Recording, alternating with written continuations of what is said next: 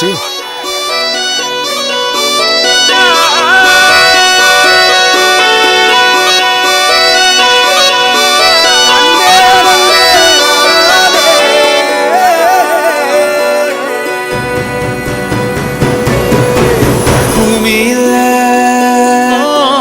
தேவதைகள்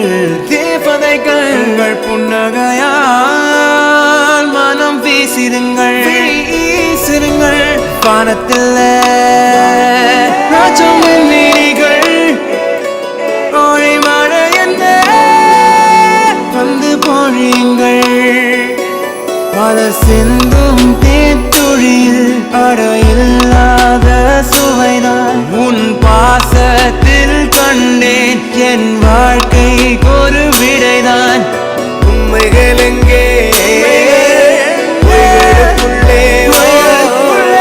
நன்மைகள் எங்கே இமைகளுள்ளே யாரென்ன சொன்னாலும் யாரென்ன செஞ்சாலும் சொந்தாமும் வந்தாமும் கூட வரும் நாம் வந்த பின்னாலும் நாம் சென்ற பின்னாலும் சொந்தாமும் வந்தாமும் பேசலும் இந்த கொடும்பாறை கோயில் அதில் நீதானே சாமி இங்க நிலவுகள் பல கோடி ஆனால் நீதாமுமே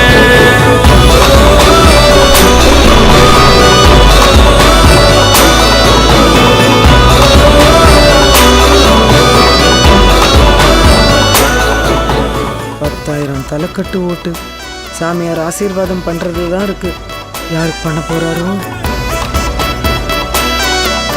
மோதிரம் கொடுத்து சாமியா ஆசீர்வாதம் பண்ணிட்டாரு. அப்புறம் என்ன, நம்ம ஓட்டுல பெரிய பொண்ணுக்கே போட்டுருவோம். இந்த ஓட்டு பெரிய பொண்ணுதான். என்ன சாமி இப்படி பண்ணிடுச்சு? அந்த தம்பி மோதிரம் கொடுத்து போட சொல்லிச்சு, அதனால போட்டாரு. போட்ட மோதிரத்தை ஓட்டா மாத்துவாருன்னு யாருக்கு தெரியும்?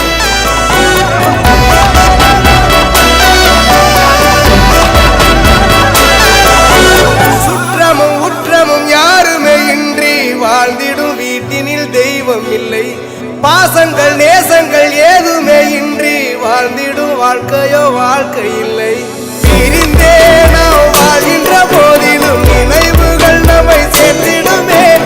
அழகாய் பூ பூத்திட வேண்டிய வேர்கள் நீர் ஈர்த்திடுமே.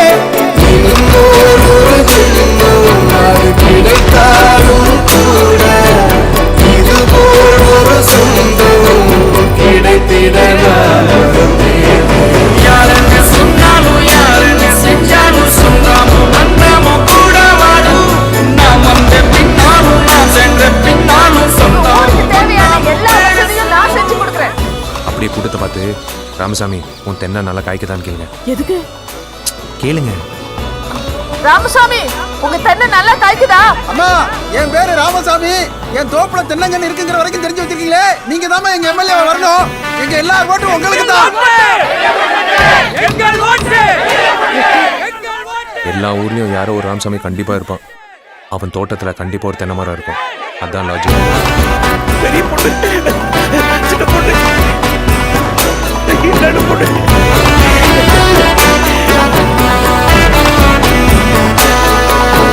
துன்பங்கள் துயரங்கள் யார் தந்த போதிலும் இன்பங்கள் மட்டும் நாம் சேர்த்து வைப்போம். தெய்வங்களாய் நீங்கள் வாழ்கின்ற வீட்டினில் தேவர்களாய் நாங்கள் காத்து நிற்போம். மண்ணில் சிறு பறவை வாழ மரம்தான் இடம் கொடுத்திடும். மரம்தான் இடம் கொடுத்த போதும் மண்தான் உயிர் அளித்திடும். இன்னொரு உலகில் நான் வளர்ந்தாலும் கூட இதுபோல் ஒரு சொந்தம் கிடைத்திட நான் வரம் கேட்பேன். யாரென்ன